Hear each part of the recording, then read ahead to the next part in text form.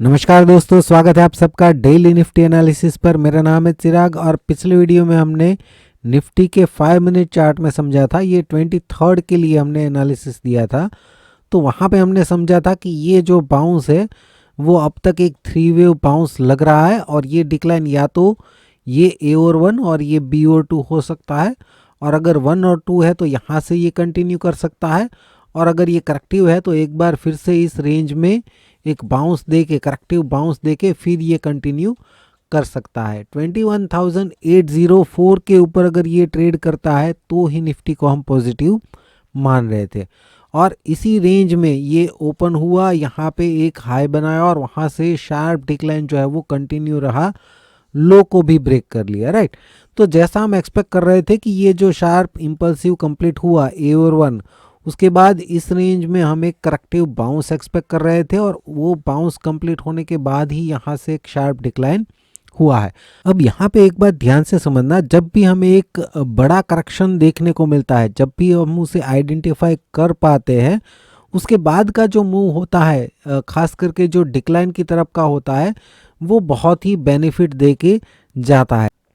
अब उसमें होता क्या है, ये करेक्टिव पैटर्न्स जो होती है वो ज़्यादातर जो है सिंपल नहीं होती, थोड़ी सी कॉम्प्लेक्स होती है समझने में। तो मेरी आदत क्या है कि मैं क्या करता हूँ, जहाँ पे स्टॉप लॉस नज़दीक है, अगर इस रेंज में मिलता है तो यहाँ पे अगर हम ट्रेड लेते हैं तो हमारा स्टॉप लॉस जो है वो कम हो जाता है और उसके कंपेयर में टारगेट जो है वो बड़ा होता है। यहाँ पे हम सिर्फ लो के नीचे का टारगेट भी रखें तो भी ये 400 450 पॉइंट से ज़्यादा हो जाएगा, राइट। तो उसके कंपेयर में स्टॉप लॉस जो है वो आपका 50 70 पॉइंट का रहता है, तो वो ट्रेड जो है वो अच्छा माना जाता है।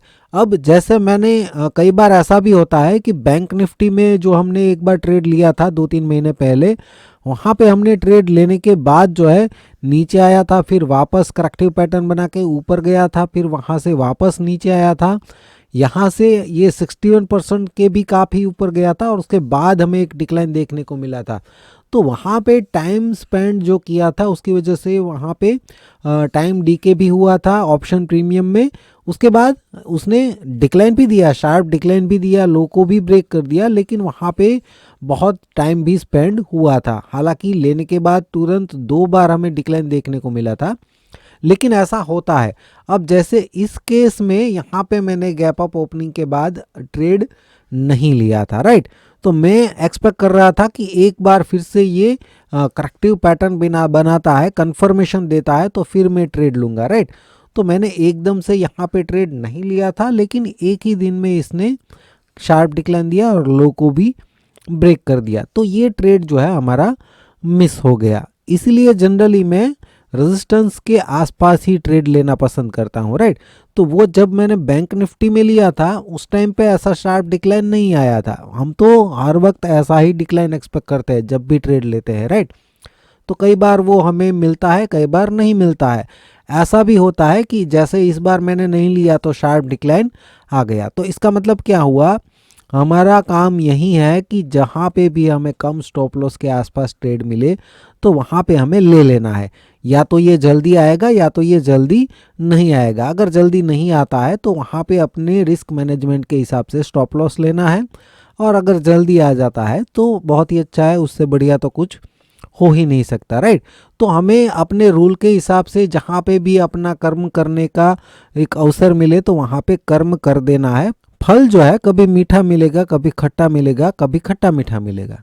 अभी आज के वीडियो में अगर हम निफ्टी का 30 मिनट चार्ट देखें तो यहाँ से जो डिक्लाइन है ए और 1, उसके बाद ये करेक्टिव बाउंस 52 61% की रेंज में आया, और उसके बाद यहाँ से अगर हम प्रोजेक्शन निकाले, हमने डिस्कस किया था पिछले वीडियो में भी कि उस रेंज में से इसका 100 to 123% का डिक्लाइन देखने को मिल सकता है। तो ये रेंज हमने निकाल दी है, यहाँ से शार्प डिक्लाइन भी मिल गया है, लेकिन इस रेंज में ये अभी भी नहीं आया है, और उससे पहले ही यहाँ पे एक 3 वेव बाउंस हमें देखने को मिल गया है। तो इसका मतलब ये एक स्कैरी सिनेरियो भी हो सकता है। यहाँ पे ध्यान से समझना, 2 पॉसिबिलिटी बन सकती है। या तो ये वेव सी जो है, ये ए, ये बी और ये सी, वेव सी जो है वो 100% और 123% जो उसकी नॉर्मल प्रोजेक्शन रेंज है उसमें आया ही नहीं, यहीं पे कंप्लीट कर दिया, और यहाँ से ये फिर से ऊपर जाएगा, राइट। एक ये सिनारियो हो सकता है। दूसरा क्या हो सकता है कि ये एक बड़ा डिक्लाइन की पॉसिबिलिटी बन सकती है। उस केस में ये 1 है, ये 2 है और 3 के अंदर ये 1 और ये 2 है। या तो फिर ये ए और बी कंप्लीट हो गया है, सी बहुत बड़ा होने वाला है, उसके अंदर ये 1 और 2 है, राइट। तो उस केस में ये 61% के ऊपर ज़्यादा नहीं जाएगा। 21,516 के ऊपर अगर ये ट्रेड करता है तो हम उसको पॉजिटिव मानेंगे, यानी कि ये जो है 21,516 वो अपसाइड ब्रेक इवन पॉइंट है। इसके ऊपर थोड़ा सा हम पॉजिटिव हमारा बायस जो है वो शिफ्ट कर सकते हैं। अगर इसके ऊपर नहीं जा पाता है तो यहाँ से फिर से डिक्लाइन की पॉसिबिलिटी बन जाती है और ये अभी के लिए मिनिमम प्रोजेक्शन रेंज बन जाएगी, राइट। अब यहाँ पे भी ये जो बाउंस है उसको भी अगर हम स्मॉलर टाइम फ्रेम में समझे, इसी बाउंस पे फोकस करते हैं। ये अपसाइड ब्रेक इवन पॉइंट है 21,516। अब इस बाउंस को smaller time frame 3 minute chart में देखें तो यहाँ से लेके यहाँ तक का जो बाउंस है, मैंने समझने की कोशिश की थी 1 मिनट चार्ट में भी, ये मुझे एक 3 वेव बाउंस ही लग रहा है, राइट। ये एक इम्पल्सिव बाउंस मेरे हिसाब से नहीं लग रहा है, राइट।